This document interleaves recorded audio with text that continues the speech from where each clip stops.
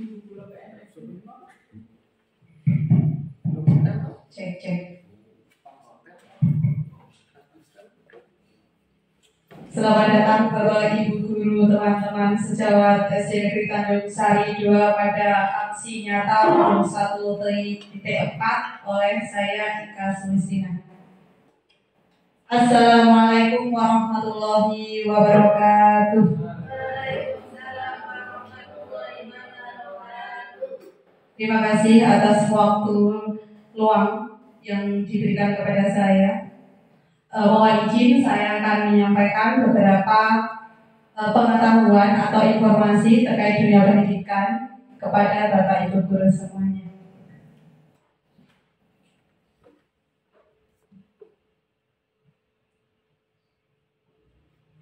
Seperti yang Bapak Ibu lihat pada layar, pada budaya positif, ini yang akan saya sampaikan. Budaya positif di sekolah mengacu kepada perubahan paradigma belajar. Bapak Ibu semua, paradigma itu apa? Yaitu keyakinan atau kepercayaan yang mendasari seseorang dalam melakukan segala tindakan, khususnya di dunia pendidikan. Tindakan kita kepada murid di dunia pendidikan.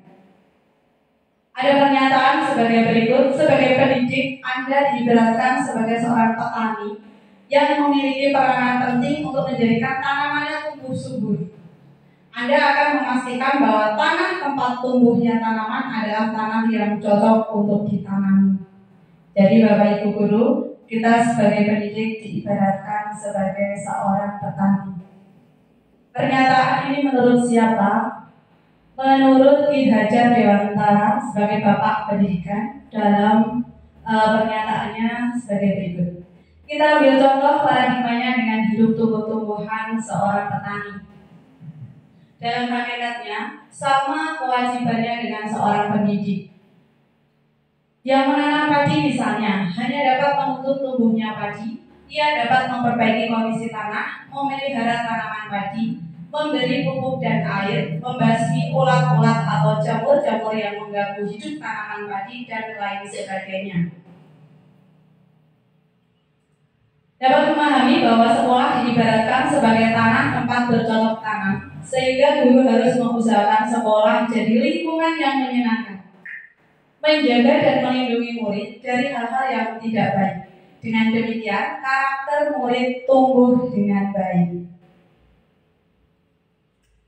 Salah satu tanggung jawab seorang guru adalah bagaimana menciptakan suatu lingkungan yang positif yang terdiri dari warga sekolah yang saling mendukung, saling belajar, saling bekerja sama sehingga tercipta kebiasaan-kebiasaan baik.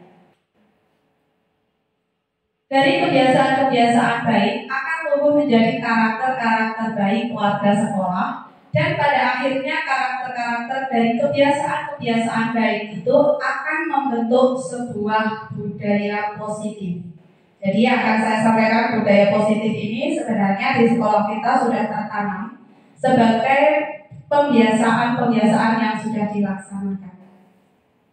Marilah kita amati sekolah kita Bapak Ibu. Bagaimana suasananya? Bagaimana murid-muridnya saling berinteraksi? Bagaimana guru saling bertegur sapa, bagaimana guru menyapa murid, bagaimana guru menyelesaikan suatu permasalahan atau konflik antar murid. Ini akan kita bahas banyak sekali.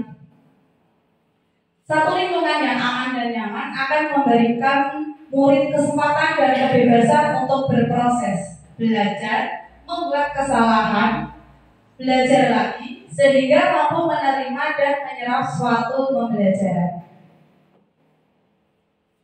Apa pentingnya menciptakan suasana positif di lingkungan Anda? Mesti terbenak dalam pikiran kita semua. Bagaimana tahu menciptakan lingkungan yang positif? Apa tahu pentingnya menciptakan lingkungan yang positif, membiasakan anak-anak berkarakter baik? Apa keuntungannya? Sebagai seorang pendidik, bagaimana Anda dapat menciptakan suasana positif di lingkungan Anda selama ini? Sebagai refleksi kita terhadap murid didik kita, bagaimana sikap kita untuk menciptakan suasana yang positif? Kemudian apakah hubungan antara menciptakan suasana yang positif dengan proses pembelajaran yang berpihak kepada murid? Pertanyaan-pertanyaan ini tidak perlu kita jawab Bapak Ibu secara lisan, tetapi kita refleksi kepada diri kita sendiri. Masih ada pertanyaan berikutnya, bagaimana penerapan disiplin saat di sekolah Anda, di sekolah kita ini? Apakah sudah diterapkan dengan efektif? Apabila belum, apa yang menurut Anda masih perlu diperbaiki dan dikembangkan? Masalah kedisiplinan, PP nomor 63 sampai hafal kita. Yang perlu kita lakukan terlebih dahulu tentunya kita perlu menghilangkan rasa takut. Rasa takut dalam diri murid-murid sehingga mereka itu merasa aman dan nyaman berada di sekolah. Dan bahwa semua kesalahan adalah suatu proses pembelajaran itu sendiri. Hanya dengan demikian, semua murid itu dapat belajar dengan rasa tenang, tanpa tekanan dan nyaman. Ayo, siapa yang salah? Itu termasuk ancaman. Padahal kesalahan itu merupakan proses dari belajar. Nah, Bapak Ibu, sekarang kita akan berdiskusi atau saya akan menyampaikan ini disiplin positif dan nilai-nilai kebijakan universal. Mohon izin Bapak Ibu guru semua, dipersilakan Bapak Ibu untuk menggenggam tangannya. Pak Iskandar bisa pindah sini, Pak. Ini berdua, tangannya harus berdua.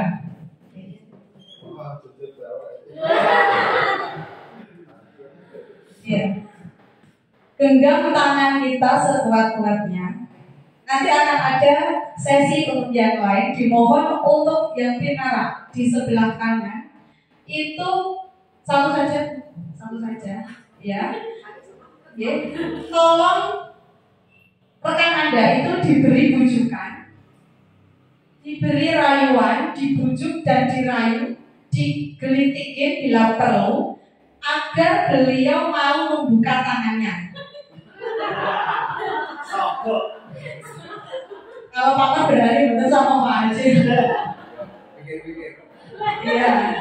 Silakan ada waktu atau boleh tidak apa-apa. Pokoknya sampai tangan Anda ini terbuka. Begitu. Boleh dengan bujukan, gelitikin ataupun dengan rayuan. Tidak boleh dipaksa ya. Boleh dipaksa juga Pak. Silakan dipaksa-paksa dengan nenek supaya gitu.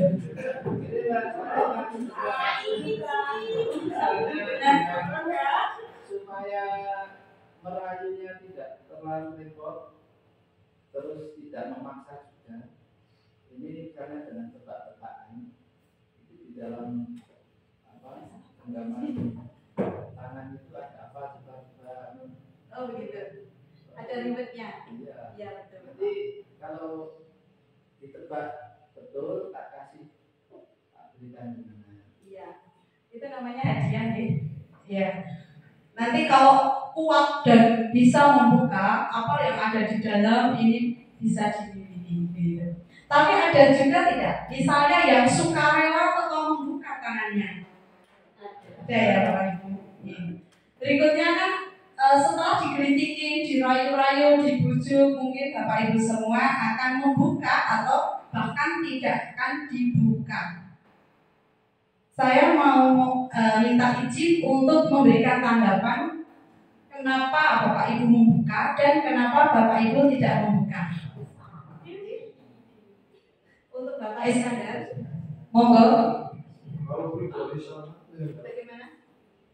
ya kalau membuka itu kalau permasalahannya tidak sensitif lah, jadi orang lain boleh tahu, tapi kalau sensitif tidak tahu diri sendiri ya bisa. Oh iya, berarti Bapak tadi dibuka atau tidak? Dibuka atau tidak tangannya? Ya, lihat situasi. Tidak terbuka, lihat situasi. Oke, terima kasih.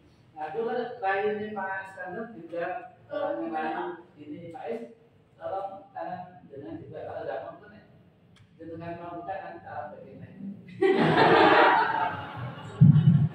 Baik, Ayo coba Pak Lucia bagaimana? Apakah tadi Ibu membuka tangannya atau tidak? Berarti tetap kokoh terbuka, tetap mengepal ya Bapak Ibu. Baik, terima kasih. Itu tadi cuma sekilas info untuk menuju materi berikutnya. Nah ini pertanyaannya, apakah Bapak Ibu tadi membuka kepala tangan Anda? Mengapa? Apa alasannya? Sudah dipaparkan tadi. Kemudian apakah Bapak Ibu tetap menutup kepala tangannya? Mengapa? Apa alasannya? Setiap tindakan itu memiliki tujuan ya Bapak Ibu. Dalam kegiatan ini sesungguhnya siapa yang memegang kendali atau kontrol untuk membuka atau menutup tangan kita? Betul. Yang memegang kendali, yang memegang kontrol itu adalah diri kita sendiri. Nah, ini ada hubungannya dengan teori kontrol Bapak Ibu yang dipaparkan oleh Dr. William Glasser. Ada sebuah ilusi. Ilusi itu nyata atau tidak nyata Bapak? Betul. Ilusinya begini. Ilusi guru mengontrol murid. Selama ini Bapak Ibu memahami, mindsetnya sudah terdoktrin bahwa guru itu mengontrol murid. Itu hanyalah ilusi Bapak Ibu. Yang kedua, ilusi bahwa semua penguat positif, efektif dan bermanfaat. Sing apa mesti manfaat, sing apa mesti positif. Nah, itu juga ilusi. Kemudian ilusi bahwa kritik dan membuat orang merasa bersalah dapat menguatkan karakter. Membuat orang merasa bersalah dapat menguatkan karakter. Itu masih ilusi. Kemudian orang dewasa memiliki hak untuk memaksa. Biasanya menurut Bapak, menurut saya, kalau tidak baik. Orang dewasa memiliki hak untuk memaksa, itu adalah ilusi. Ilusi guru mengontrol murid. Jadi keterangannya, pada dasarnya kita dapat memaksa murid untuk membuat sesuatu jika murid tersebut memilih untuk tidak melakukannya. Walaupun tampaknya guru sedang mengontrol perilaku murid, hal demikian terjadi karena murid sedang mengizinkan dirinya dikontrol. Jadi, sejauh apapun kita menasehati, ada kok tidak ada yang berubah, tidak ada perubahan gitu. Nah, itu karena murid itu belum mengizinkan dirinya untuk dikontrol oleh kita. Nah, teori kontrol ini menyatakan bahwa semua perilaku itu memiliki tujuan, bahkan terhadap perilaku yang tidak disukai. Jadi semua perilaku itu memiliki tujuan, bahkan terhadap perilaku yang menyimpang menurut kita.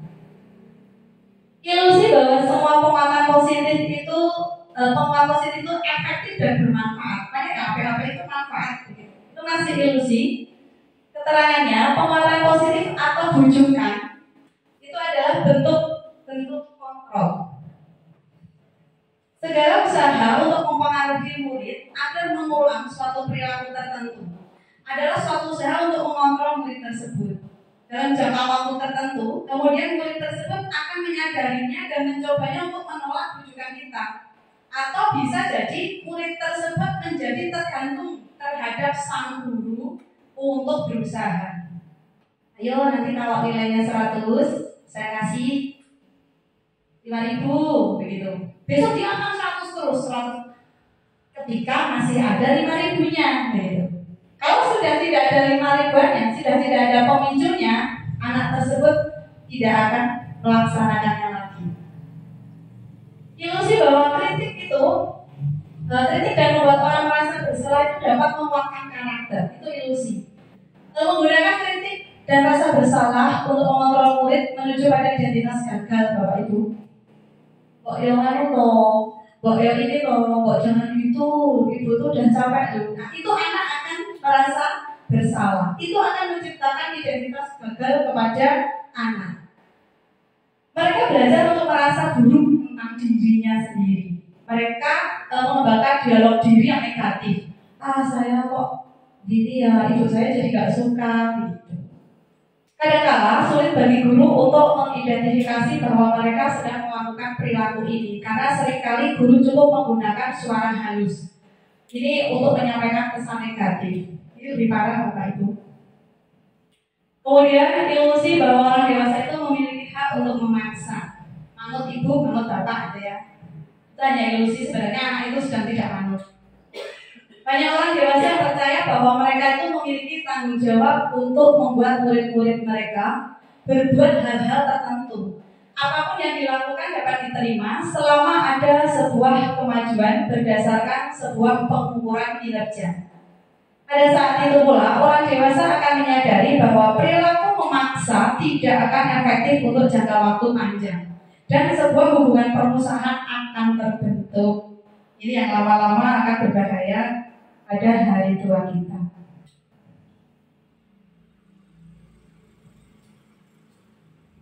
Berikutnya adalah tentang makna disiplin. Menurut Bapak Ibu selama ini di dunia pendidikan sudah sangat paham sekali. Oh, melanggar kedisiplinan. Oh, itu tidak disiplin. Nah, disiplin yang bagaimana seperti itu? Yang disiplin yang Bapak Ibu pahami selama ini.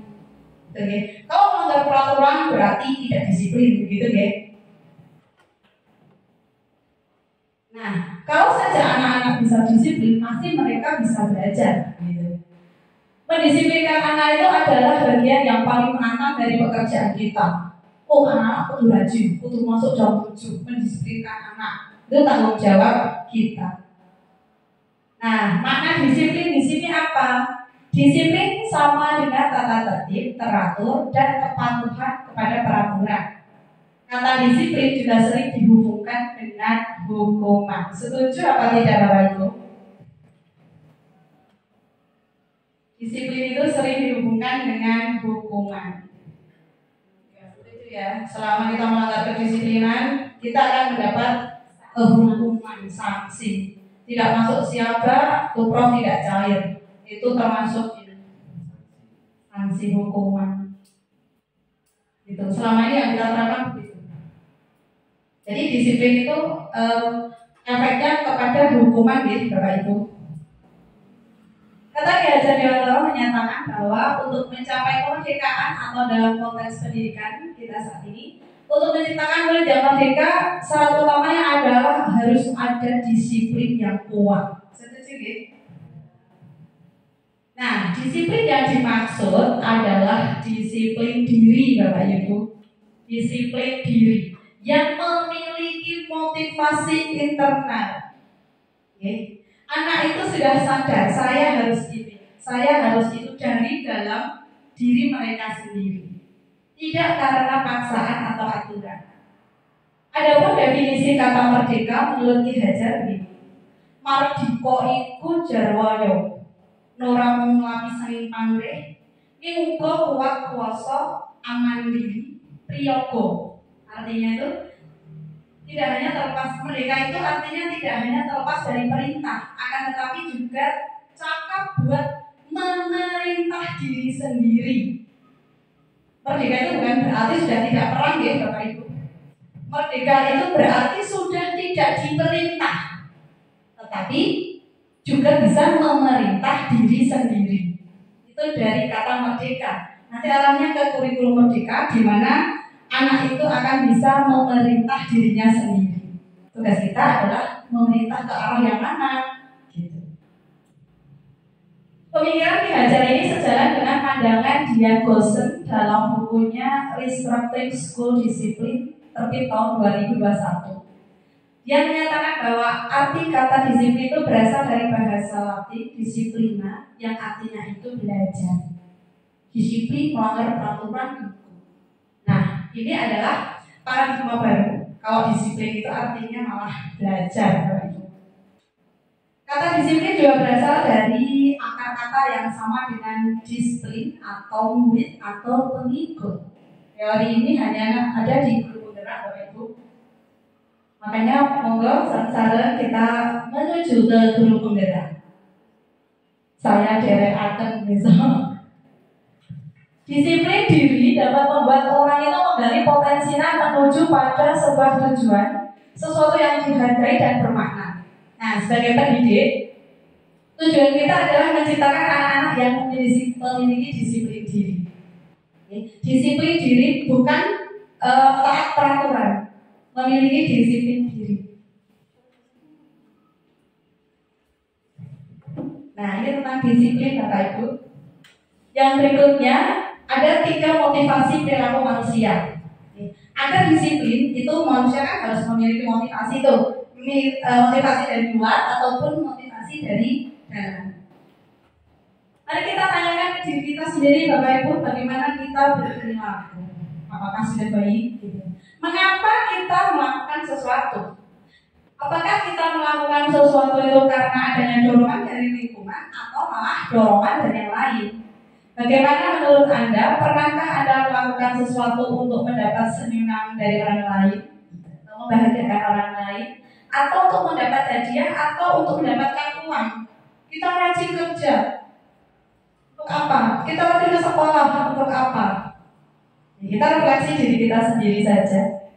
Kemudian ada motivasi itu untuk menghindari ketidaknyamanan atau hukuman dengan dihukum gitu. Ini adalah tingkat terendah dari motivasi perilaku manusia. Biasanya orang yang motivasi perilakunya untuk menghindari hukuman atau ketidaknyamanan ini akan berkata seperti ini. Apa yang akan terjadi apabila saya tidak melakukannya? Saya tak disiplin. Apa yang akan terjadi coba gitu. Nah, ini tingkat disiplin yang rendah nih Bapak Ibu. Coba tak ada siapa, apa yang akan terjadi. Coba nggak ada aturan gitu. Nah, sebenarnya mereka itu sudah menghindari permasalahan yang mungkin muncul dan berpengaruh pada mereka secara fisik. Baik, boleh secara fisik, psikologis maupun tidak terpenuhinya kebutuhan mereka. Bila mereka tidak melakukan tindakan tersebut, karena motivasi itu bersifat eksternal dari luar. Kemudian untuk motivasi menghindari ketidaknyamanan atau hukuman, ini sudah terjadi. Yang ketiga ini untuk menjadi orang yang mereka inginkan dan menghargai diri sendiri dengan nilai-nilai mereka yang dipercaya. Orang dengan motivasi ini akan bertanya, akan menjadi orang seperti apa bila saya melakukannya? Kalau saya masuk kelas tepat waktu, saya akan jadi orang seperti apa? Mereka melakukan sesuatu itu karena nilai-nilai yang mereka yakini dan mereka hargai. Dan mereka melakukan ini karena ingin menjadi orang yang melakukan nilai-nilai yang mereka yakini tersebut. Ini adalah motivasi yang akan membuat seseorang memiliki disiplin positif. Motivasi berperilaku bersifat internal. Jadi motivasi dari dalam. Ini mulai juga dapat diterapkan seperti ini. Nah, pertanyaannya supaya tidak mengantuk. Bila di sekolah Anda itu tidak ada peraturan yang mengharuskan guru datang tepat waktu dan tidak ada surat teguran bagi guru yang datang terlambat dan tidak ada atasan yang menguji Anda, apakah Anda akan tetap datang tepat waktu untuk mengajar murid-murid Anda? Jelaskan alasannya.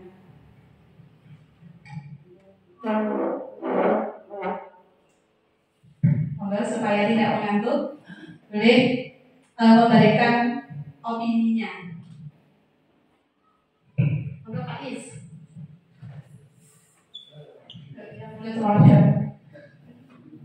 Bila di sekolah tidak ada peraturan yang mengharuskan guru datang tepat waktu dan tidak ada surat teguran bila datang terlambat, tapi juga tidak ada ujian bila Anda berprestasi.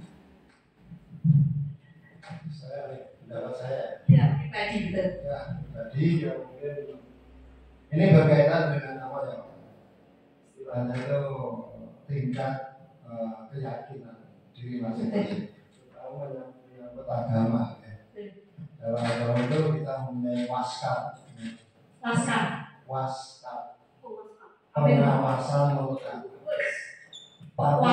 melekat atau pengawasan malaikat. Pengawasan malaikat. Jadi kalau sudah ya, kita melakukan sesuatu itu ibaratnya kepada diri kita. Betul. Untuk orang lain itu ya istilahnya yang nomor 2. Tapi efek utama terhadap perbuatan itu sebenarnya pada diri kita sendiri. Sudah saya setuju. Bapak Ibu setuju seperti itu? Untuk Bapak Iskandar ini motivasi intrinsiknya sudah keluar. Silakan untuk Bapak Marwanto Kaif. Bagaimana pendapat Pak Marwanto?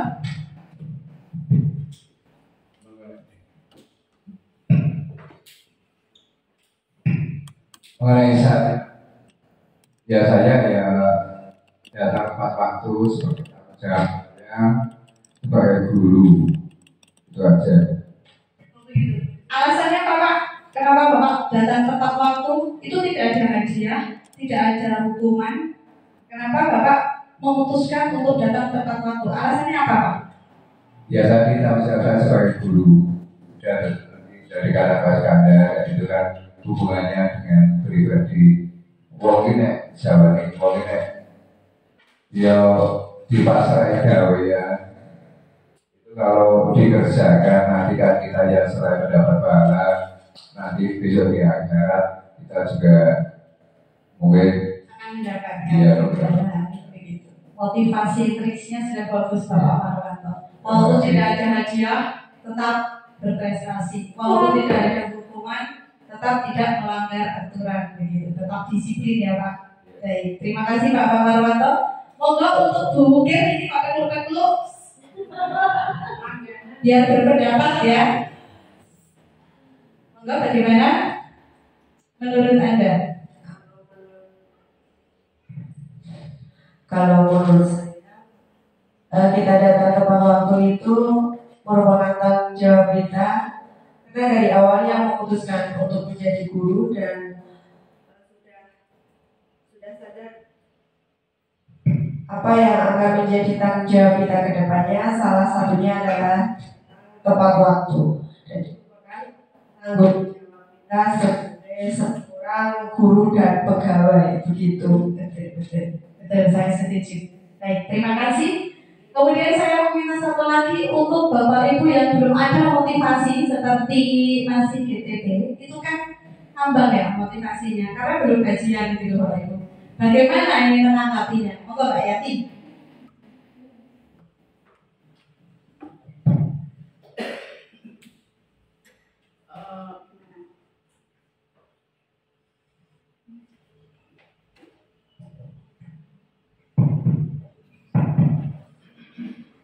Ya, saya menanggapi selaku GTT kata Bu Ika, saya juga akan datang tepat waktu karena dari awal sudah menjadi konsekuensi kita, walaupun dengan gaji segitu. Di awal kan udah tahu kalau masuknya jam segitu. Kalau kita sudah menandatangani surat SK-nya itu ya. Kalau kita sudah membaca SK-nya, sudah diberi SK ya kita harus tanggung jawab, harus menerima konsekuensi yang ada, harus datang tepat waktu. Motivasi dari diri ya. Ya. Semangat, tetap semangat. Tidak ada SKTK saja belum. Bagaimana ini? Motivasinya mencerdaskan anak bangsa. Sangat luar biasa. Terima kasih. Tepuk tangan dulu. Mencerdaskan anak bangsa Bapak Ibu.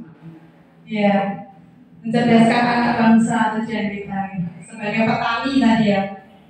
Baik, kita lanjutkan Bapak Ibu tadi cuma SBD. Apa menurut ada lagi? Menurut Anda dari ketiga motivasi tadi ya, ketiga motivasi tadi saya ulang lagi.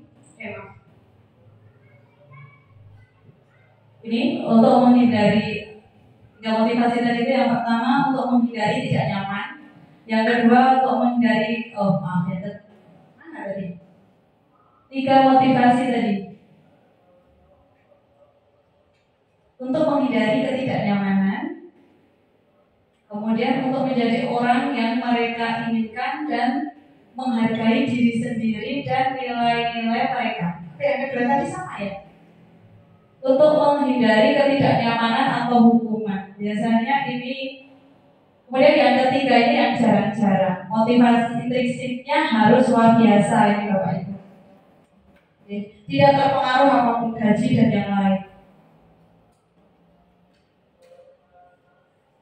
Nah, dari ketiga motivasi tadi, motivasi manakah yang paling banyak mendasari perilaku murid-murid Anda di sekolah? Kalau ini bukan Bapak Ibu, tetapi untuk muridnya. Bagaimana murid-muridnya? Apakah sudah memiliki motivasi diri? Aku harus datang ke sekolah. Saya datang ke sekolah untuk saya sendiri, agar saya baik, agar saya apa? Jangan karena disuruh orang tua, takut sama orang tua, takut kalau terlambat salah dimarahi guru. Nah, itu harus kita tanamkan Bapak Ibu untuk murid-murid kita. Berikutnya ini adalah soal hukuman, konsekuensi, dan restitusi. Untuk hukuman sudah familiar ya Bapak Ibu. Kemudian untuk konsekuensi juga Pak Yanti tadi sudah mengatakannya, kata konsekuensi. Kemudian restitusi. Karena kemarin sudah mengikuti kegiatannya Pak Ramadan, sudah mendengar kata restitusi ini Bapak Ibu.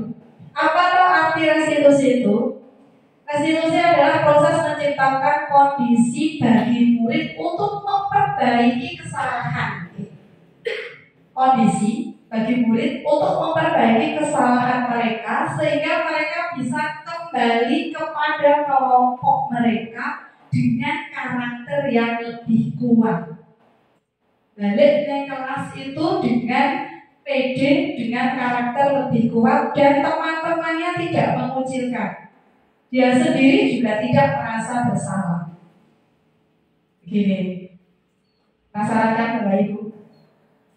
Restitusi itu juga merupakan proses kolaborasi yang mengajarkan murid untuk mencari solusi untuk masalah mereka dan membantu murid berpikir tentang orang seperti apa yang mereka inginkan dan bagaimana mereka harus memperlakukan orang lain. Ini pernyataan Helson Goshen, Bapak Ibu. Kata restitusi. Anak salah minta maaf sudah, belum nih Bapak Ibu. Anak salah minta maaf mengganti, belum juga, belum mengarah ke restitusi. Biasanya yang kita terapkan kan anak salah minta maaf, udah dimaafkan, sudah. Belum sampai situ, salah mecahin piring, minta maaf dan ganti piring atau tidak membersihkannya, tidak sampai di situ. Masih ada lagi. Berbicara tentang hukuman, itu nanti akan mengarah kepada identitas gagal. Arah hukuman itu malah tidak akan membentuk anak, tapi akan mengarah kepada identitas gagal. Kemudian, kalau disiplin itu akan mengarah kepada identitas sukses. Disiplin positif yang kita terapkan itu akan mengarah ke kesuksesan. Jadi jangan apa-apa dihukum. Kenapa? Hukuman itu mesti sesuatu yang menyakitkan harus terjadi. Betul apa betul Bapak Ibu? Dicium, dimarahi. Kalau tidak dipukul balik kalau mereka memukul. Kalau konsekuensi itu sesuatu harus terjadi. Tidak ada yang menyakitkan. Kalau restitusi itu malah merupakan pilihan. Pada awalnya saya mengenal kata restitusi, kemudian mengetahui kasusnya, saya dalam hati tidak terima karena salah satu korban itu tidak akan memperoleh keadilan. Saya tadinya mindsetnya begitu Bapak Ibu, tapi setelah mempelajari lebih dalam ternyata memang harus begitu. Kemudian kalau hukuman itu tidak nyaman untuk murid dalam jangka waktu panjang, tapi kalau konsekuensi itu tidak nyaman dalam jangka waktu pendek. Nah, kalau restitusi itu menguatkan murid anak dalam jangka waktu panjang sampai tua itu sudah kuat. Karakternya itu sudah kuat bahwa itu sampai nanti beliaunya sudah menjadi pejabat. Apa orang pintar saat menjadi pejabat kok malah karakternya menurun begitu? Karena belum diterapkan restitusi. Kemudian korban mendapat keadilan kan kalau hukuman dihukum, sama sekali dihukum, ini dia akan mendapat keadilan. Tadi dipukul sekali, dia akan memukul sekali, bisa adil gitu. Itu kalau hukuman Bapak Ibu. Tapi kalau konsekuensi nanti korban ini bisa diabaikan. Kamu tadi kemudian kan, dia udah minta maaf. Nah, si korban akan diabaikan. institusi, itu korban akan mendapatkan ganti, Bapak Ibu. Si korbannya akan memperoleh ganti. Kemudian murid atau anak akan sakit apabila kita menerapkan hukuman. Tapi kalau menerapkan konsekuensi, murid tidak akan nyaman. Oke? Yang murid itu tidak akan nyaman. Loh, kok mejanya di orang-orang bagaimana ini? Silakan dibersihkan. Dia nggak nyaman. Kemudian kalau menerapkan restitusi, murid atau anak ini akan mendapat penguatan. Kemudian lagi berdasarkan bagian di atas, maka kita bisa menyimpulkan bahwa hukuman itu bersifat terencana, tidak terencana atau tiba-tiba. Hukuman itu tiba-tiba. Siapa tadi yang ramai di kelas, guru langsung memutuskan. Yang ramai keluar, yang ramai push up begitu. Itu adalah hukuman. Anak atau murid itu tidak tahu apa yang terjadi dan tidak dilibatkan. Hukuman bersifat satu arah dari pihak guru yang memberikan, Bapak Ibu, dan murid hanya menerima satu hukuman tanpa melalui suatu kesepakatan. Malah kadang ada satu anak-anak satu kelas dapat hukuman semua. Hukuman yang diberikan bisa bersifat fisik maupun psikis. Anak atau murid ini disakiti oleh satu perbuatan atau kata-kata. Jadi kata-kata kita sebilah pedang yang akan menyakiti mereka. Sementara disiplin dalam waktu dalam bentuknya konsekuensi itu sudah terencana dan sudah disepakati. Kalau terlambat datang 10 menit, berarti anak harus tinggal di kelas 10 menit. Ya, setuju, sudah disepakati. Kemudian sudah dibahas dan disetujui oleh murid dan guru. Umumnya berbentuk konsekuensi ini dibuat oleh guru. Guru langsung membuat tata tertib sekolah. Pada konsekuensi, murid tetap dibuat tidak nyaman untuk jangka waktu pendek. Konsekuensi biasanya diberikan berdasarkan suatu data yang umumnya dapat diukur. Misalnya, setelah 3 kali tugas tidak diselesaikan pada batas waktu yang diberikan, maka murid akan melakukan kegiatan di luar kegiatan pembelajaran. Misalnya mengobrol, maka murid tersebut akan kehilangan waktu bermain dan harus menyelesaikan tugas karena ketinggalan. Nah, peraturan dan konsekuensi yang mengikuti ini sudah diketahui sebelumnya oleh murid. Sikap guru di sini senantiasa memonitor. Sampai tidak mengerjakan tugas, silakan kerjakan di luar. Nah, itu konsekuensi. Karena anak sudah tahu kalau tidak mengerjakan tugas berarti harus mengerjakan di luar jam pelajaran atau menambah waktu begitu. Nah, Bapak Ibu, sekarang kita ingat-ingat dulu. Hukuman atau konsekuensi berikut ini, Bapak Ibu. Mencatat 100 kali di dalam buku kalimat saya tidak akan datang terlambat. Alasannya apa? Karena terlambat datang sekolah. Menurut Bapak Ibu, ini hukuman atau konsekuensi? Hukuman atau konsekuensi, Pak? Gimana? Hukuman. Hukuman gitu. Mencatat 100 kali dalam buku kalimat bilang begini, saya tidak akan terlambat lagi karena datang terlambat. Kira-kira murid itu sudah tahu peraturan ini belum? Sudah ya? Sudah, berarti masuknya ke konsekuensi. Berikut, lari mengelilingi lapangan basket 2 kali karena datang terlambat. Kalau ini hukuman ya, kan nggak ada bos. Guru itu ngapa gitu loh? Kita kasih hukuman sakarpe. Membersihkan coretan yang dibuatnya di atas meja. Ini hukuman atau konsekuensi, Bapak? Iya, dia harus konsekuensi. Lebih ke bertanggung jawab gitu. Minta murid untuk push up 15 kali karena tidak menggunakan masker. Hukuman gitu. Nah, dihukum oleh penghargaan. Kira bagaimana Bapak Ibu? Kita ngasih hadiah, ngasih ribet, ini malah menghukum. Saat kita berulang kali menjanjikan hadiah kepada anak-anak agar berperilaku tanggung jawab, atau kepada murid agar mempelajari sesuatu yang baru. Ayo, nanti siapa yang sudah bisa akan mengedukasi bla-bla gitu ya. Nah, kepada murid misalnya ya, kita sedang berasumsi mereka tidak dapat melakukannya. Besok kalau sudah bisa mengerjakan ini, tak kasih uang 100.000. Oh, berarti kita lagi berpikir anak ini janjinya nggak bisa, gitu kan? Tapi karena tak kasih uang nanti dia jadi berusaha supaya bisa begitu.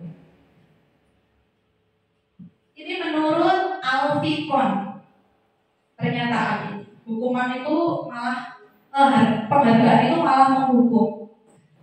Beliau juga menyatakan bahwa mengemukakan baik, penghargaan maupun hukuman adalah cara-cara mengontrol perilaku orang yang menghancurkan potensi untuk belajar yang sesungguhnya. Dengan iming-iming itu malah akan menghancurkan mereka, Bapak Ibu. Potensi mereka akan terpangkas. Nah, apakah penghargaan yang sesungguhnya menurut orang ini? Secara ideal, tindakan belajar itu sendiri adalah penghargaan yang sesungguhnya. Bukan uang, bukan hadiah, bukan kado, bukan buket, tetapi kegiatan tindakan belajar anak itu yang menjadi penghargaan.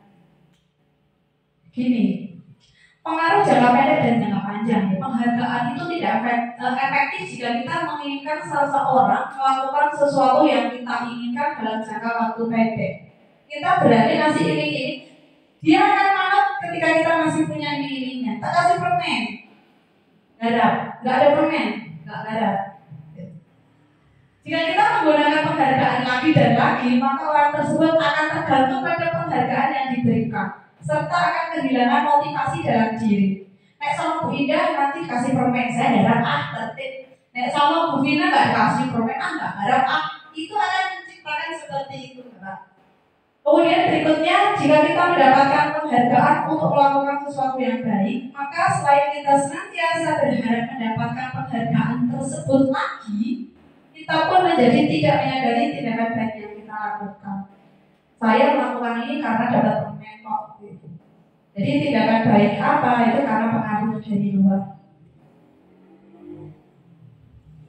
Penghargaan itu merusak hubungan. Hadiah-hadiah itu merusak hubungan. Kalau di sini penghargaan itu kita kenalnya sebagai hadiah kok ya, ribet ke anak. Saya pernah dulu PPL itu kalau tidak ngasih hadiah anaknya nggak manut, Bapak Ibu. Pernah nggih? Harus memberikan apa nanti baru manut mereka. Berada pada kondisi seperti itu. Ketika seseorang diberi penghargaan atau dipuji di depan orang banyak, maka yang lain itu akan merasa iri, betul nggih? Yang nomor satu lagi kita berlebihan, ada yang iri, mesti itu. Dan sebagian dari mereka itu tidak akan menyukai orang yang diberi penghargaan. Mesti itu lagi. Yang lupa mesti itu lagi, begitu. Jika seorang guru sering memberikan penghargaan kepada murid, besar kemungkinan muridnya termotivasi hanya untuk menyenangkan gurunya. Okay. Ada kalau di sini saya paling satu untuk menyenangkan orang tua. Mesti orang tua juga ini. Nanti kalau juara satu berikan sepeda, gitu. Nanti sudah dapat sepeda dia malas nggak akan juara satu lagi, kan juara bertahan, gitu ya. Kemudian mereka tidak akan bersikap jujur. Ini malah membunuh karakter ya Bapak Ibu.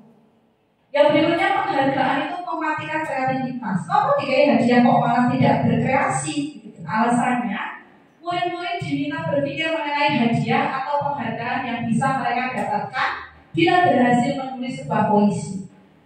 Jadi dia itu berpikir untuk membuat sebuah puisi karena penghargaan. Kalau tidak ada penghargaan dia nggak akan berpikir lagi. Itu kalau terjadi lagi dan lagi sampai tua ya begitu. Kalau tidak ada iming-iming tidak akan bertindak. Kreativitas kelompok murid-murid ini menjadi berkurang dibandingkan dengan tidak memberitahukan tentang hadiah yang bisa mereka terima. Buat puisi gitu aja. Setelah jadi bagus ada ribet. Jangan di awal dikasih anak-anak saya buat puisi yang bagus sudah hadiah. Itu akan beda hasilnya, malah mematikan kreativitas mereka.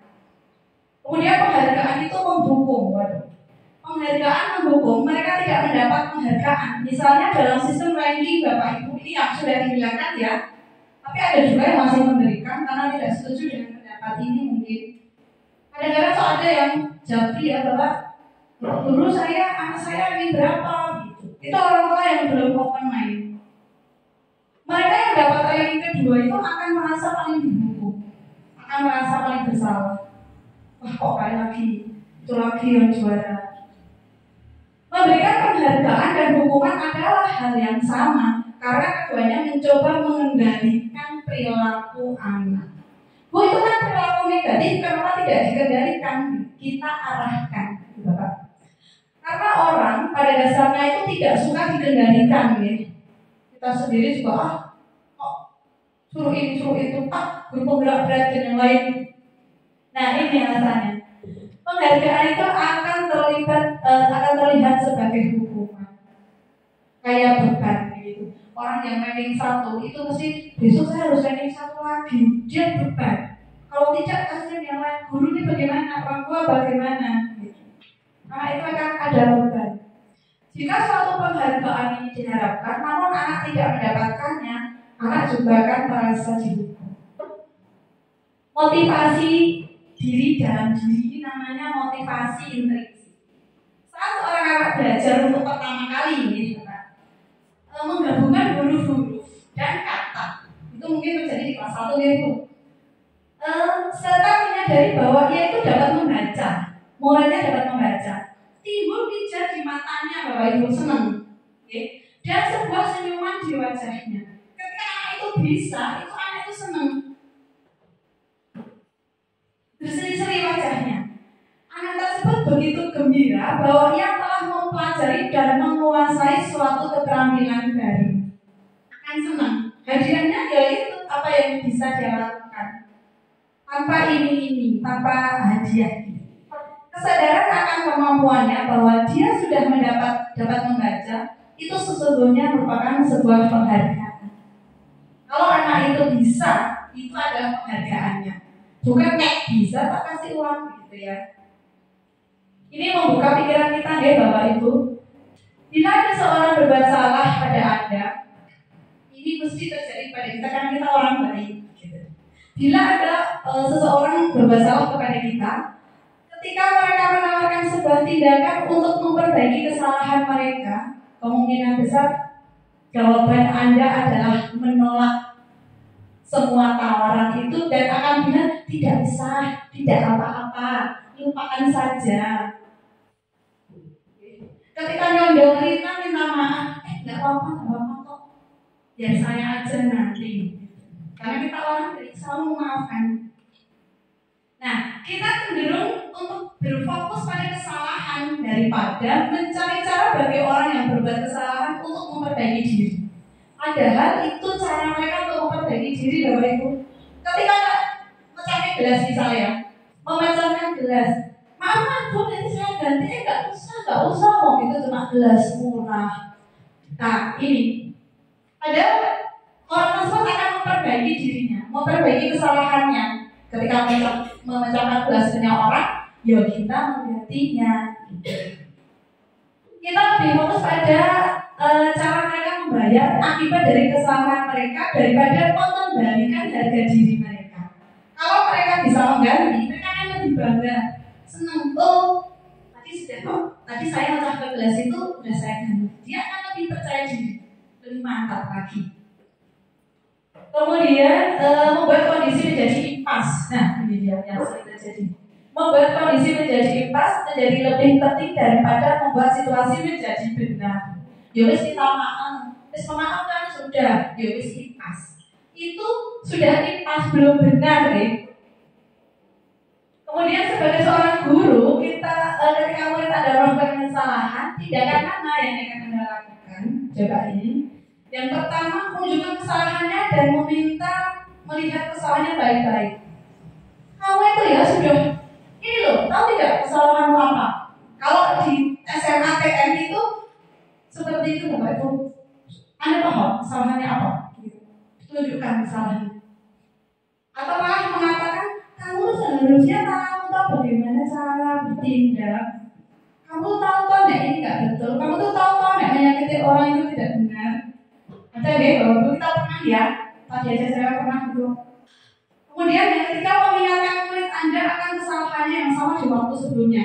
Nah, Rizky ini wes kayak gitu lagi, sekarang kayak gitu lagi. Nah, begitu lagi terus. Doanya melakukan terus gitu. Atau yang keempat, bertanya kepadanya, kenapa kamu melakukan sesuatu yang seharusnya tidak kamu lakukan? Ketika menjiwai temannya, itu kita tanya, kenapa kamu melakukan yang seharusnya tidak kamu lakukan?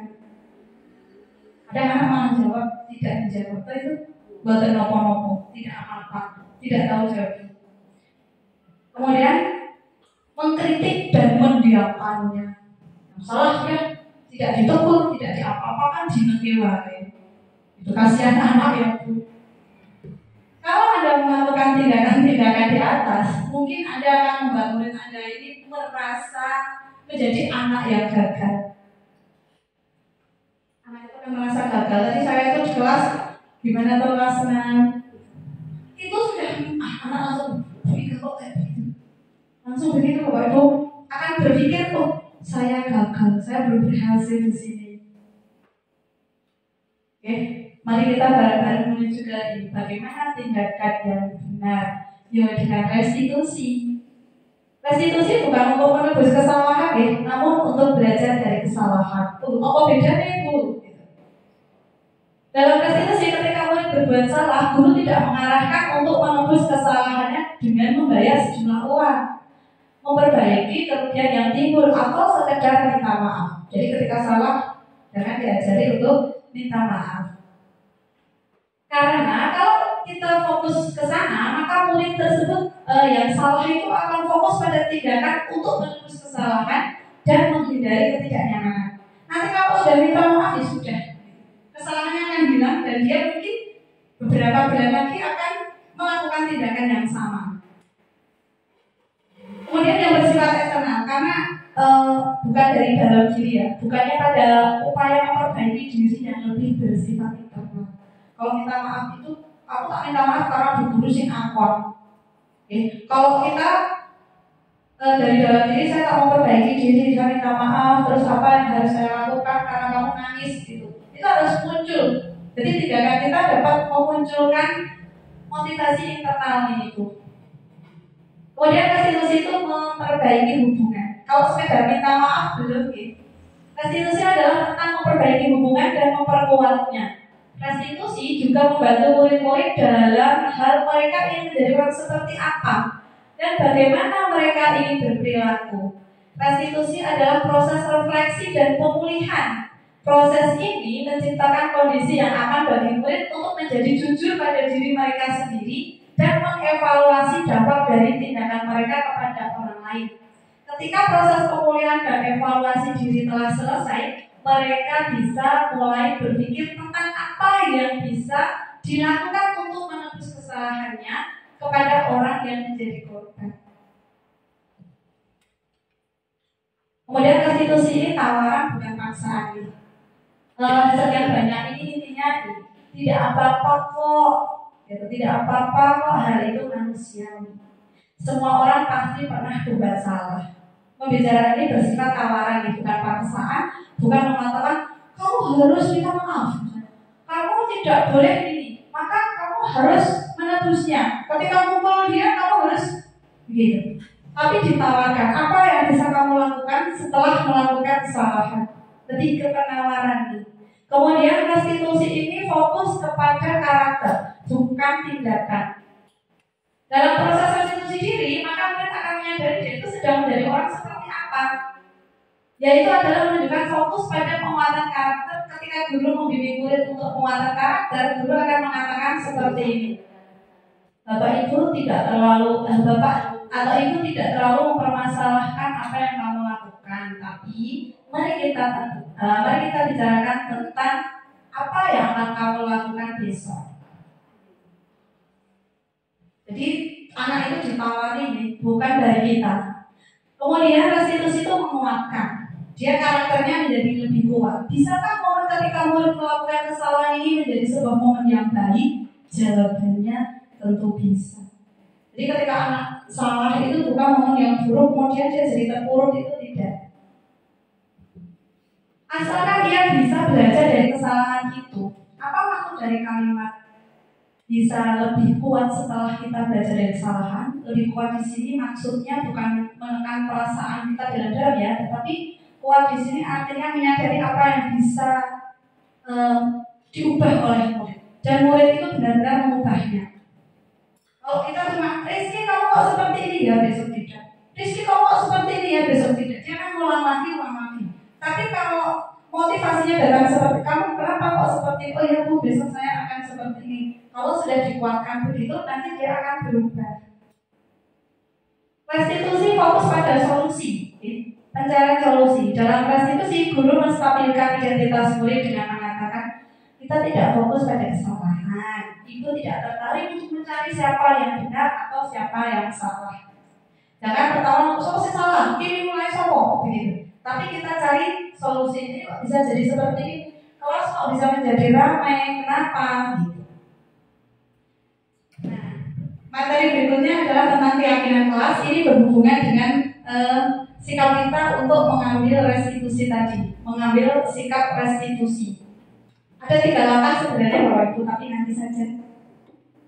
Kemudian kalau keyakinan kelas ini semuanya sudah ada di kelas, tapi belum seperti ini. Mengapa kok keyakinan kelas?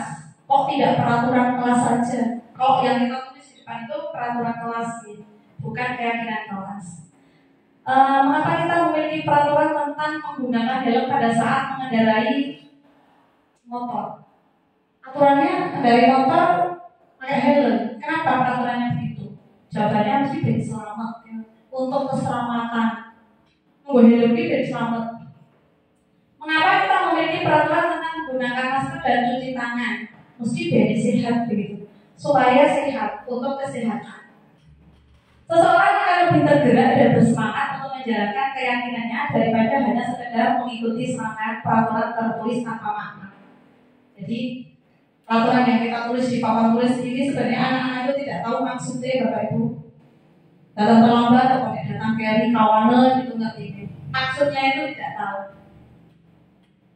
Bentuk-bentuk keyakinan kelas ini bersifat abstrak, kemudian dibuat menggunakan pernyataan-pernyataan universal, lebih umum. Pernyataan keyakinan kelas ini senantiasa dibuat dalam bentuk yang positif. Jadi tidak datang terlambat, bukan keyakinan kelas, tetapi itu peraturan. Nah ini nilai-nilai universal yang diharapkan. Kembalikan barang ke tempatnya. Menurut Bapak Ibu, kalau mengembalikan barang ke tempatnya itu berarti anak-anak itu belajar apa Bapak Ibu? Mengembalikan barang ke tempatnya. Betul Bu Dina. Anak belajar untuk bertanggung jawab. Dilarang mengganggu orang lain. Ini masuknya ke pernyataan universal apa? Dilarang mengganggu orang lain. Kenapa Pak Is? Kenapa Bu Ida? Kenyamanan bisa. Dilarang berarti di sekolah itu harus nyaman gitu. Dilarang mengganggu orang lain supaya belajar bisa nyaman. Hadir di sekolah 5 menit sebelum pembelajaran dimulai. Ini berarti apa Pak Mandek? Tertiban berarti. Dilarang melakukan kekerasan. Kita kemana ini Pak? Kalau dilarang melakukan kekerasan, dilarang melakukan kekerasan berarti anak itu sedang belajar nopo? Ya misalnya panggil teman atau mungkin dia sedang belajar menghargai orang lain. Kemudian kalau dilarang menggunakan narkoba, jadi pengaruhnya ke kesehatan atau menghargai diri sendiri. Betul, keselamatan juga bisa. Prosedur membentuk keyakinan kelas ini ada banyak. Besok saya sampaikan secara tertulis saja kepada teman-teman kalau sudah mengikuti grup penggerak. Kemudian berikutnya adalah contoh keyakinan kelas. Setiap anggota kelas perlu belajar. Itu anak akan lebih mudah menerima dalam pikiran mereka itu mudah daripada menghargai teman, menghargai guru. Itu anak kelas 1 belum mudah ya Bapak Ibu. Kalau ini akan mudah diterima. Setiap anggota kelas itu perlu belajar. Jadi saat teman-teman belajar, dia pun harus belajar. Setiap anggota kelas perlu senang. Jadi jangan dibuat menangis temannya. Setiap anggota kelas itu perlu melakukan tugas. Nah berarti ya jangan sampai ada yang tidak melaksanakan tugas.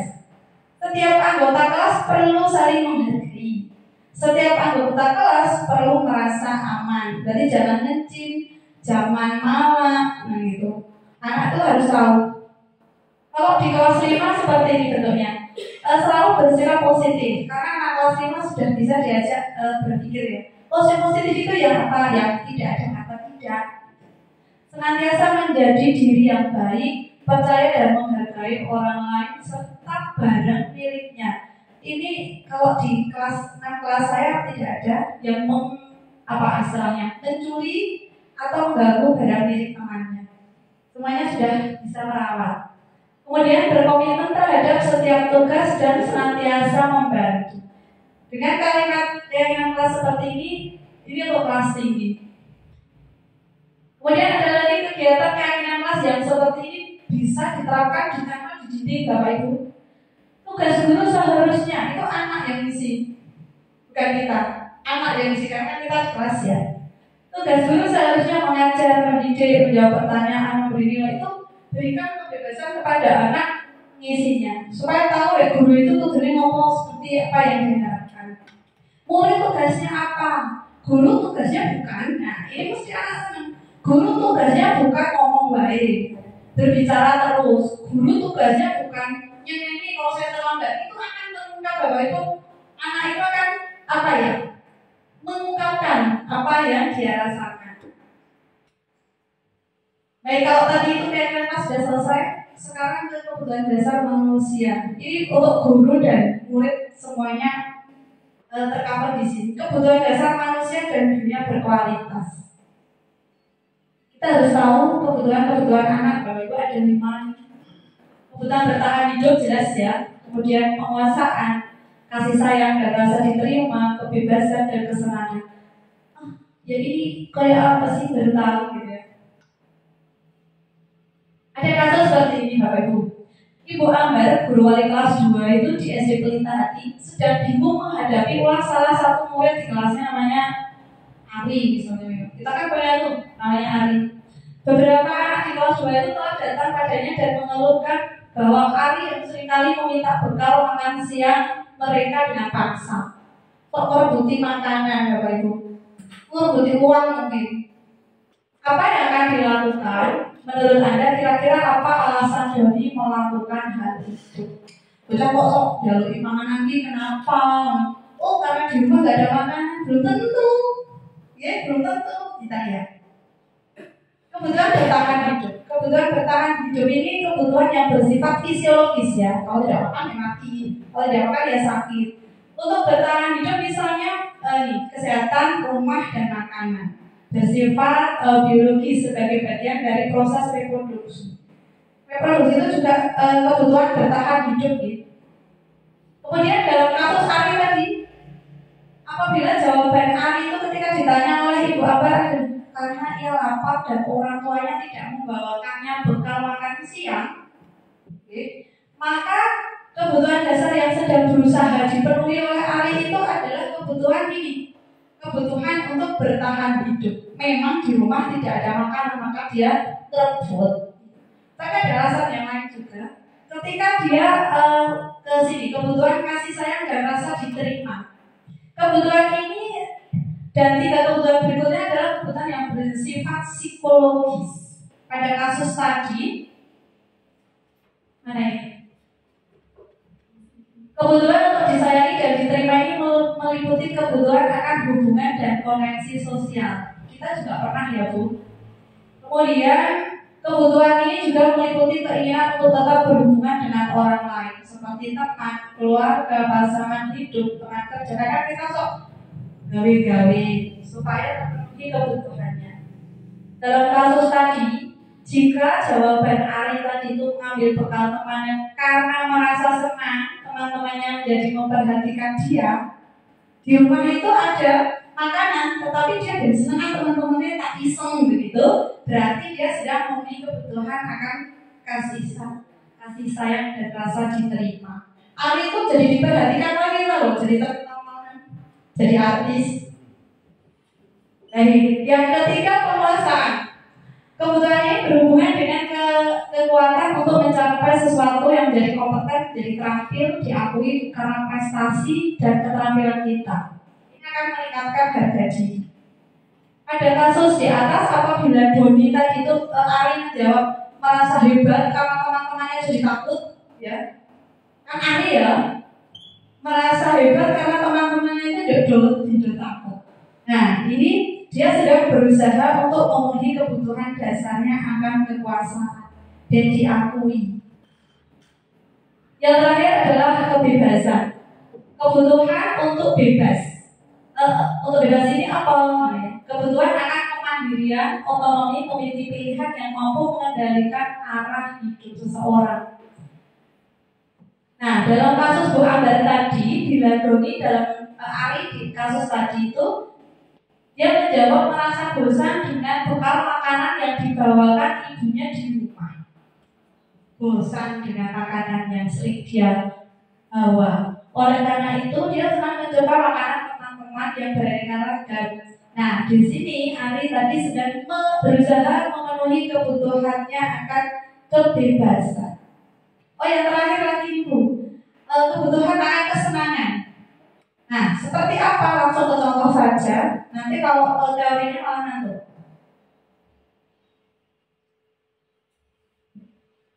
Kemudian di sini ada tadi belum ya?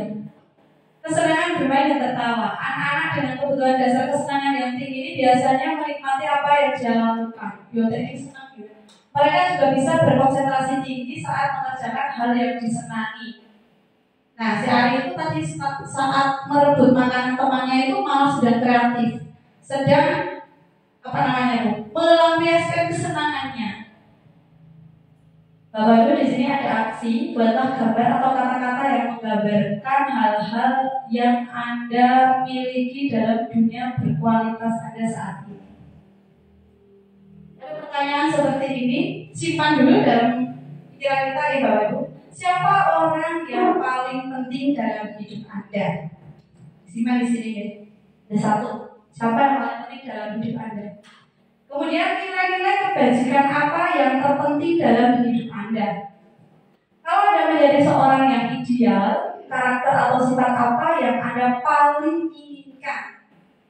Apa pencapaian Anda yang Anda sangat banggakan? Kemudian, apa pekerjaan ideal bagi Anda? Ceritakan bagian perjalanan hidup Anda di mana Anda merasa itulah titik puncak hidup Anda. Kemudian, apa yang paling bermakna dalam hidup Anda? Bapak Ibu karena sudah membawa alat tulis, maka tolong buat lingkaran besar dalam satu buku itu. Kemudian dalam lingkaran itu Bapak isi jawaban ini. Jawaban dari ini. Oke. Anggap saja lingkaran itu adalah biar tidak ngantuk.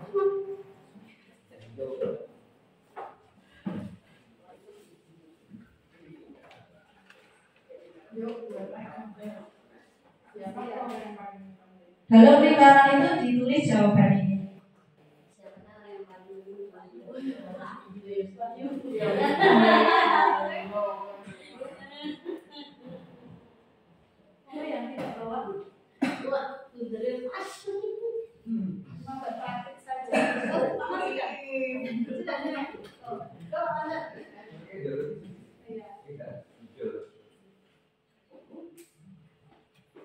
Kalau singkat-singkat saja Pak, itu siapa orang yang paling penting dalam hidup Anda?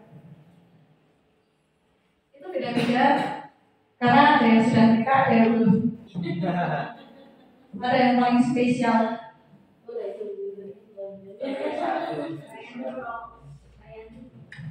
Atau masih tersembunyi misalnya.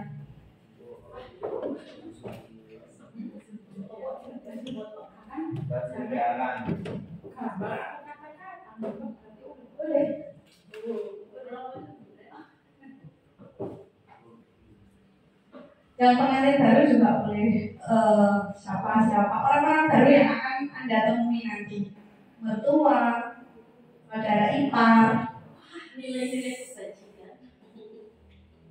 Nilai-nilai kebajikan apa yang terpenting dalam hidup Anda?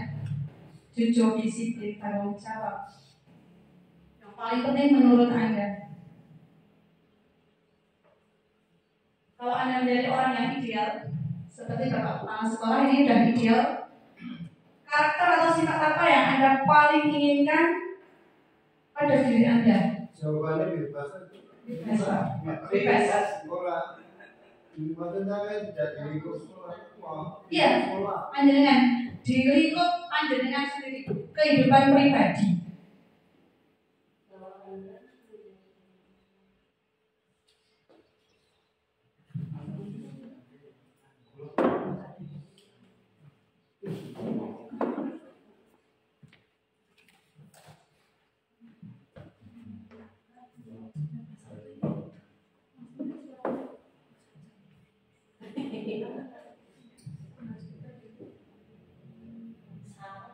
Wis cekak-cekak saja biar cepat.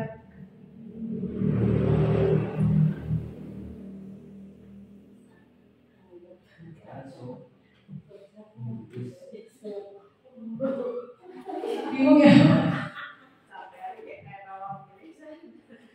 Guru belum nggak pernah belajar, sekali belajar bingung.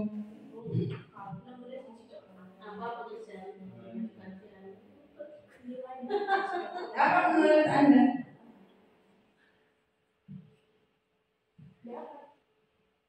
Sifat yang Anda yang paling penting buat Anda?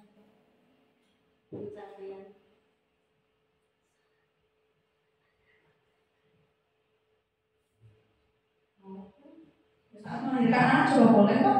Pencapaian Anda yang sangat Anda banggakan, saat nikah, saat lulus sekolah, atau mungkin saat diberi hadiah ulang tahun, banyak.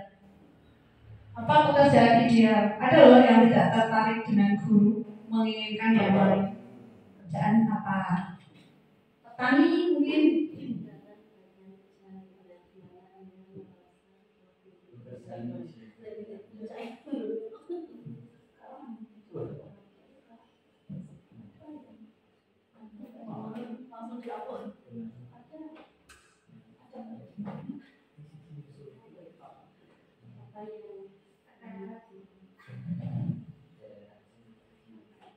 Tidak ya? Kayaknya tilik-tilik banyak banget yang ditulis. Nanti saya nonton itu kayak Oppo.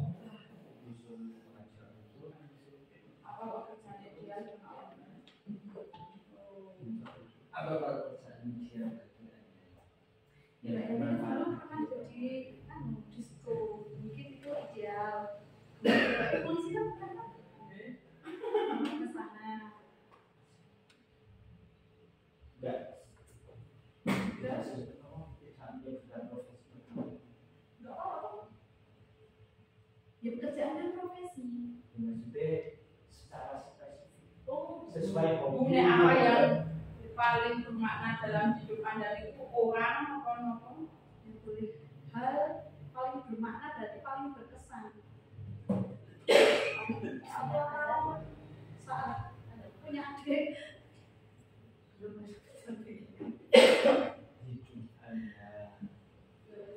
agak pusing sedikit. Tidak apa-apa. Oke, sudah ya. Ini sebenarnya supaya tidak ngantuk saja. Sudah terlalu lama. Nah, ini arahnya itu ke sini Bapak Ibu yang panjenengan buat dengan gambar dalam lingkaran itu kita arahnya ke sini. Dunia berkualitas. Selain kita sebagai guru, anak murid kita juga harus memiliki ini. Dunia berkualitas. Dunia berkualitas Anda adalah tempat khusus dalam pikiran Anda. Bulatan itu adalah tempat khusus dalam pikiran Anda. Tempat Anda menyimpan gambaran representasi atau perwakilan dari semua yang Anda inginkan. Ini yang panjenengan buat bulut-bulut itu adalah dunia berkualitas panjenengan. Oke. Kebutuhan dasar bersifat lebih umum dan universal, sedangkan dunia berkualitas ini lebih ke personal, lebih ke kita personal. Untuk masuk ke dunia berkualitas tadi yang Anda buat itu ada syaratnya Bapak Ibu. Apa syaratnya? Syaratnya adalah bahwa suatu itu harus sangat baik bagi Anda.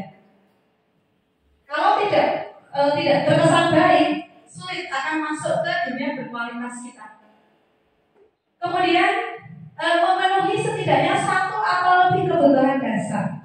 Pasti yang Anda tulis tadi yang Anda senangi, senang. Berarti Anda sudah memenuhi kebutuhan dasar untuk merasa senang. Ada juga yang berprestasi sudah diangkat PNS. Nah, itu tadi penguasaan. Kebutuhan untuk penguasaan untuk diakui. Ya, murid kita juga mempunyai gambaran dunia berkualitas mereka. Tentu sebagai guru kita ingin mereka memasuki hal-hal yang bermakna dan nilai-nilai kebajikan yang hakiki. Jadi dalam dunia berkualitas anak-anak itu kita kasih yang baik-baik, pencapaian mereka yang terbaik. Nah, masih ada 2 lagi tapi kita singkat saja. Ini ada 5 posisi kontrol. Ketika kita kontrol murid gitu ya. Ada kasus Bapak Ibu, Tisna dan Nana dipanggil masuk ke ruang Ibu Dewi kepala sekolah. Ibu Dewi kepala sekolah, kemudian Ibu Dewi baru saja mendapat pengaduan dari Ibu Tisna bahwa hanya menggunakan kata-kata kasar dan merendahkan Tisna di media sosial. Kalau kita memperoleh kasus seperti ini, kemudian penerapan disiplin apakah yang akan Anda lakukan? Bapak jangan langsung panggil anaknya, gitu ya Pak. Panggil, kamu yang diinterogasi. Ada tahu maksud saya memanggil Anda? Sudah duduk dulu Bapak Ibu masuk kantor. Yang pertama misalkan Anda akan menghukum, boleh tidak? Seseorang menghukum itu bisa menggunakan hukuman fisik maupun verbal.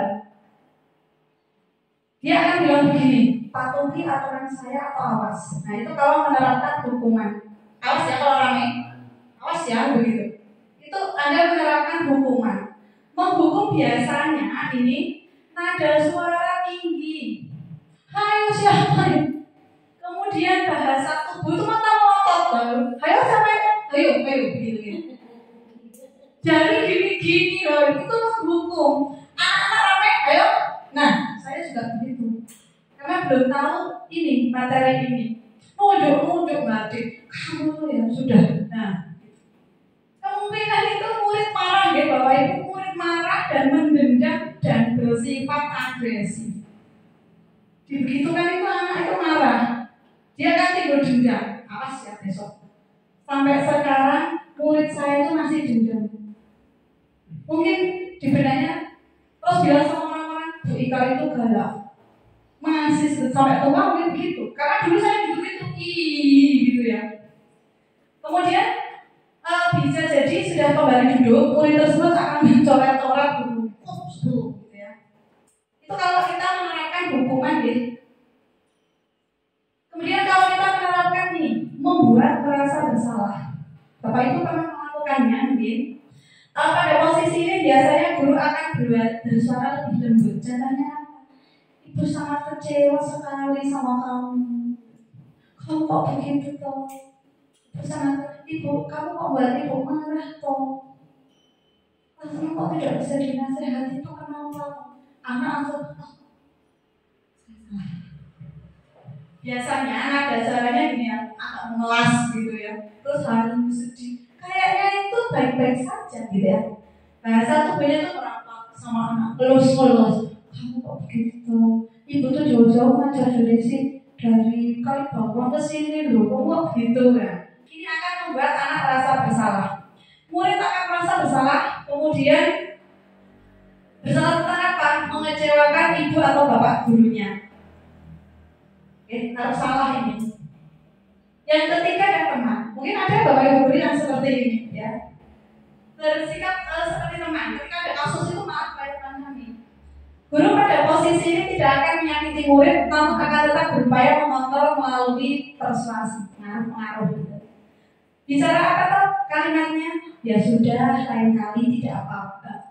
Ya sudah, kali ini tidak apa-apa. Nanti bantu bereskan. Itu teman. Tidak apa-apa kok. Nada suaranya itu akrab. Bahasanya itu kamu kan. Sama gurunya jadi akrab. Bahasa tubuhnya tetap merapat ya, kadang melus kepala gitu. Hasilnya apa Bapak Ibu ketika kita menggunakan posisi teman? Murid akan merasa senang dan akrab dengan guru, itu baik. Ini termasuk dampak yang positif. Hanya saja di sisi negatif murid menjadi tergantung pada guru tersebut. Ketika pelajaran saya sebagai sudah bersikap sebagai teman, kamu itu nggak apa-apa, salah sedikit nggak apa-apa begitu. Akan tergantung sama kita. Yang keempat adalah posisi pemantau. Memantau berarti mengawasi. Pada saat kita mengawasi, kita bertanggung jawab atas perilaku orang-orang yang kita awasi. Apa kata-kata yang biasa tertutur? Peraturannya apa enggak? Kok datang terlambat sudah tahu belum peraturannya apa? Tahu tidak peraturannya apa? Karena enggak gitu ya. Kemudian ada pertanyaan lagi, apa yang telah kamu lakukan ini? Nada suaranya itu datang, jadi bijak. Kemudian bahasa tubuhnya itu formal. Saudara Taufik, apakah tahu Anda kesalahannya? Tahu peraturannya? Sudah baca visi misi apa belum? Nah, begitu itu. Ini pemantauan. Hasilnya apa? Murid memahami konsekuensi yang harus dijalankan karena telah melanggar salah satu peraturan di sekolah. Guru tidak menunjukkan suatu emosi yang berlebihan, tidak jerit-jerit, menjadi marah atau membuat merasa bersalah. Kemudian murid tetap berbuat tidak nyaman, yaitu karena harus tinggal di kelas pada waktu jam istirahat dan mengerjakan tugasnya. Ini termasuk konsekuensi. Terlambat 5 menit, garap di kelas, 1 guru sampai selesai. Pernah melakukan hal ini ya Bapak Ibu? Yang terakhir adalah posisi manajer. Kondisi menyampaikan posisi manajer sebagai kepala sekolah. Kepala sekolah, manajer di sekolah, kalau guru manajer di kelas. Posisi manajer ini adalah di mana guru itu berbuat sesuatu bersama dengan murid, mempersilahkan murid mempertanggungjawabkan perilakunya, mendukung murid agar dapat menemukan solusi atau permasalahannya sendiri. Ada hubungannya dengan restitusi tadi ya Bapak Ibu. Kemudian nada suara apa yang biasa kita tuturkan untuk posisi manajer ini? Biasanya kita bertanya begini, apa yang kita yakini? Kembali lagi ke keyakinan kelas tadi ya. Apa yang kamu yakini? Kalau kelas 1 tadi meyakini bahwa satu kelas harus memiliki hak untuk bahagia. Nah, pertanyaan lagi, apa yang kamu yakini? Apakah kamu yakin kalau satu kelas ini sudah bahagia? Gitu. Kembalikan ke keyakinan kelas. Kemudian biasanya suaranya, nadanya itu nada suara tulus, bukan halus. Tulus dan halus beda ya Bapak Ibu. Halus menusuk marah. Tulus ini dengan bahasa tubuhnya itu tidak kaku, mendekat kembali. Kelima posisi ini kita butuhkan, tetapi kita juga harus pilah-pilah Bapak Ibu. Ada kasus begini. Adik, apakah kamu mengetahui jam berapa sekolah dimulai? Tahu Pak, jam 7. Ya, jadi kamu terlambat.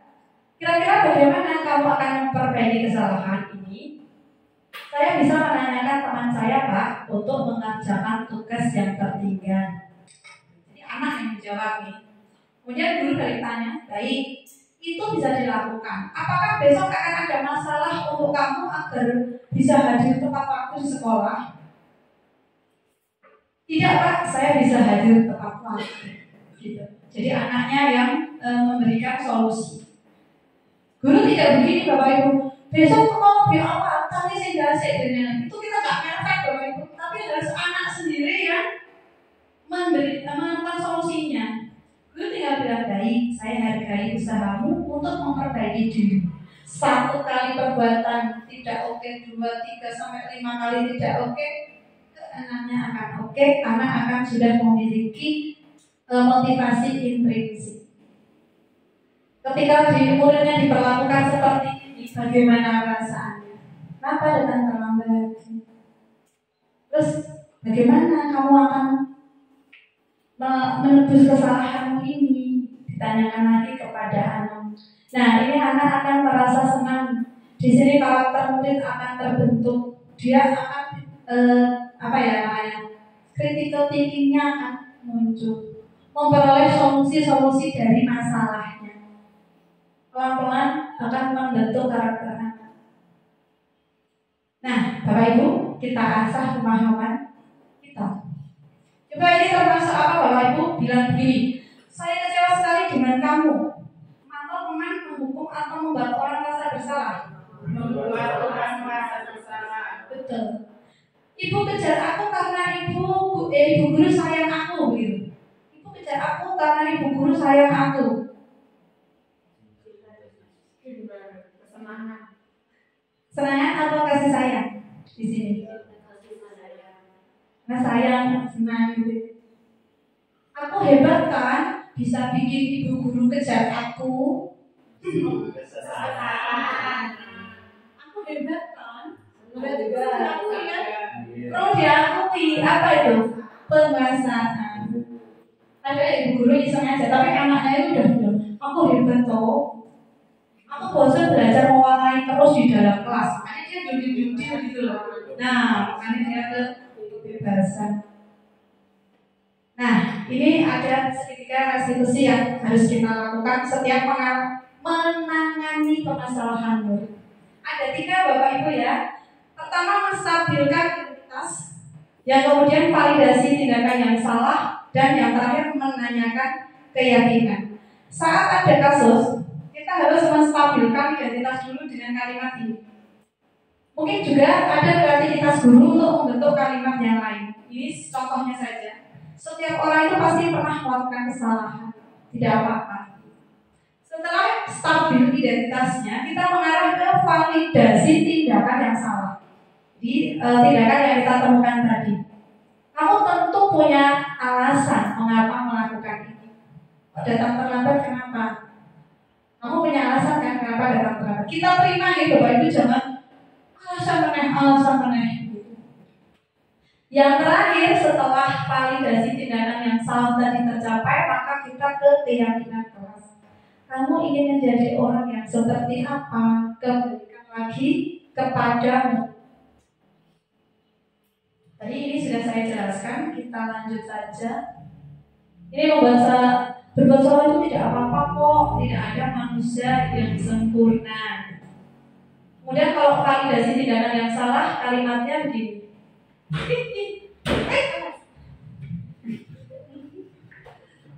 Kalimatnya begini Bapak Ibu, padahal kamu bisa melakukan hal lebih buruk lagi. Kamu padahal bisa mencuri bank loh, kenapa mencuri di kelas misalnya gitu. Sebenarnya nggak elok dibicarakan ya, tetapi ini termasuk ke validasi tindakan yang salah. Atau pakai ini, kamu patut bangga loh dengan dirimu sendiri karena kamu telah memiliki sesuatu yang penting buatmu. Ini kasus saat di kelas anak gelut karena bapaknya diejek temannya.